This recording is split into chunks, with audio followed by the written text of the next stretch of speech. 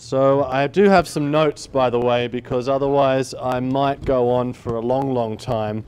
And if I don't refer to something, I'll just tell stories and we'll be here forever. So, all right. So, look, first of all, I want to welcome everybody. And I really want to thank the Roofcamp guys. This is my first experience with them, and it's fantastic. So thanks, guys. Really good. And of course, I want to thank you all for coming as well. I've already had some fantastic conversations and met some really interesting people. And in fact, my mind is buzzing right now of all the connections I need to make between people. It's incredible. So look, let's briefly, I'll introduce myself. My name is Matt Pontoles. I'm a co-founder of a company called Barefoot Investments, and not to be confused with something that's called Bigfoot, which I believe roams around mountains or also is a movie studio in Cebu. But either way, we are Barefoot Investments. We specialize in incubating, starting up, growing dynamic businesses. And, you know, all sorts of things. Generally, it started out with projects of passion between myself, some friends who later became business partners, and has just branched out into many different fields ever since. I'm going to have to take the opportunity to do a shameless plug of one of those venture companies that we have, and in fact it's not so bad because at least we provided some beer, right? So we get a little bit of talking time. Yeah, okay. Thank you. You're currently in one of the Barefoot venture companies. It's called the Little Green Hub, and it's really something that has been on the back burner for a little while, but I've been based in the Philippines for 4 years now. I've seen all sorts of fantastic business opportunities, and the Little Green Hub is something that's going to help realize more in the Philippines at the moment. So where you're sitting right now, by the day, and sometimes a night for a few of our clients, is actually a business hub. Each one of these little desk clusters that you see here is leased by generally fairly dynamic companies, small entrepreneurial companies, and what they do is they share this office space here, which first of all makes it cheaper for them to have somewhere to work. We provide all sorts of back-end services, whether it be things like financial advice, whether it be bookkeeping services, IT support, although this room doesn't look like it needs a lot of IT support, and you know, things through to consulting. We do lunch and learn sessions in the conference room back there, so we have people come in and give presentations on a weekly basis on business and entrepreneurial topics while you eat your lunch. And we find that working in an environment like this is very productive because you've got small teams, small startups who would otherwise be working out of a basement or, you know, in their parents' apartment or a closet, or who knows where they'd be working, but they're here now, and quite often they lunch together, they expand their own networks, and go for a beer after work, whatever. So the Little Green Hub is what this place is. We actually have a couple of desks available still, so if anyone needs some space, feel free to give me a chat afterwards. So that's the shameless plug over and done with. Now, what do we do at Barefoot Investments? Well, Barefoot Investments is really a company that invests in things that I like, things that my business partners like.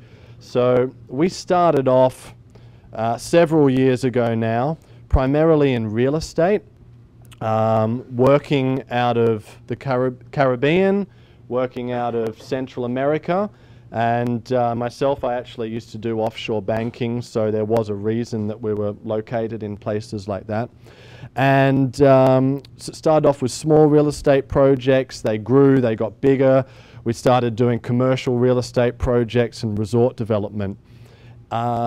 Resort development led me to the idea, and something that I guess, I don't know if I share this or not with other entrepreneurs, but would anyone like to own their own private island? You know, is that like a nice little touch? That's something that I'd always wanted. Yeah, okay, all right, cool. So there it is, it's a nice touch. So we started real estate development. We thought, okay, what's the next best thing we can do? We want an island. We have to have an island. So we started looking for places where we could acquire an island. All searches led to the Philippines, particularly a place called Palawan. And some of you may have seen a little island photo or two as you walk through the door. That's where that led us. And myself and a couple of my friends who later became associates, we went out and we raised the capital on our own through a private placement memorandum to purchase an island, to start a development budget, marketing budget, sales budget, everything for a feasibility study to get the project off the ground, up and running, and that's where it is now. We've since branched out into BPO businesses, serviced offices like you see, forestry investments, etc. So a wealth of experience across 4 continents, a few more countries than that, and really what I wanted to talk to you guys about today is the startup experience. I've had a lot of conversations already tonight, and I've spoken to a lot of people who have either got startups or are planning to have startups. So I haven't had a chance to speak to everyone. So here's a chance for me to get to know you guys a little bit better now that you know me. And this will be a little show of hands, so don't be shy, and hopefully you've had enough beer now not to be shy. So I'd like to know at this stage, who in the room here actually has their own business? Hands up. Can you put your hands up high and keep them up for a second? Okay. And who, keep them up, and who has that own business still works a job for an employer at the same time? Put your hands down. Okay, cool. Yeah, and that's really important. And actually, there were a few people that had no hands whatsoever. So who's here just for the beer? Come on, admit it. I want to know. All right, cool. There'll be a little tab, a little bill that you need to pay on the way out, actually, for those people. But all right, good. So yep, I am referring to notes. There we go. Great. So anyway, I'm here. I'm going to speak about the startup experience. Now, it sounds like this is a great audience for that. I don't know all the answers. Absolutely not. I know some things about startups. I know quite a few things about startups. One of the most important things, and it starts from the ground up. You've got an idea, right? So you've got yourself a good little idea. But the question is, does that idea motivate you enough to take some chances in life? You know, is that something that you're passionate about? And for the people with the entrepreneurial streak, they will find that idea, definitely. So that's not a problem. But the thing is, keeping the passion, keeping the motivation, and that's all part of the entrepreneurial attitude. And really, I've found that, you know, over the years, when I'm talking to people in startups, they are really, really proactive people. You know, guys that are going out there and more than anything, they're investing in themselves. So I've seen entrepreneurs from every walk of life that are foregoing having a nice car, foregoing having an LCD, huge TV. They're not investing in stocks and bonds. They're not investing in real estate. They're putting every little bit of their savings into their own ideas. And that's a really, really important factor, is to invest in yourself, because you can't make a better investment. If you've got an idea, you've got to put all that money, all those resources into yourself.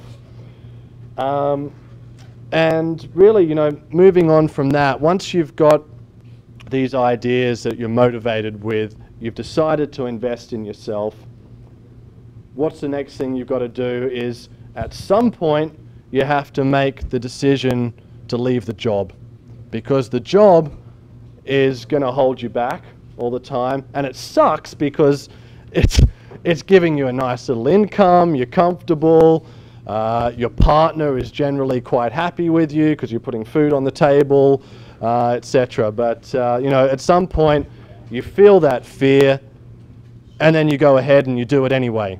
You leave, and you generally leave at the point where you've formulated a business plan. You don't just have an idea anymore. And this is something that a lot of people actually don't do, believe it or not. You know, entrepreneurial 101, write a business plan. And I must admit, I've been a little bit guilty. There's been a few businesses that didn't have plans. And in fact, there's been a few businesses that you just make it up as you go along the way. But hopefully that comes a little bit later. The first one, you know, take the time and the effort to write a really comprehensive and thorough business plan. I can't tell you, you know, how important that is, because what you do, you learn along the way where all the shortcomings are. I can see a few smiles because everyone's like, I don't want to write a business plan. Jeez, I mean, it's all right. Or I tell you what, I'll download a template and I'll do a paragraph per section or whatever. No, that's fine. But don't, I mean, seriously, do a massive business plan for yourself. Think about everything. Talk about people with it. And that's the other thing you got to do. Don't be scared to share your ideas with other people, because, you know, they're not going to steal it. Not everyone's going to steal your idea off you. Most people are too busy for a start. Most people don't believe in you for a start. So, you know, don't worry about it. Run your business plan across other people. Get some input. You'll see where your shortcomings are, and you'll probably save yourselves a hell of a nightmare. So really do that. Bless you. Sorry. I felt like I was getting too much attention for a second. The other thing with a business plan is to use your common sense in your business plans. Have two versions.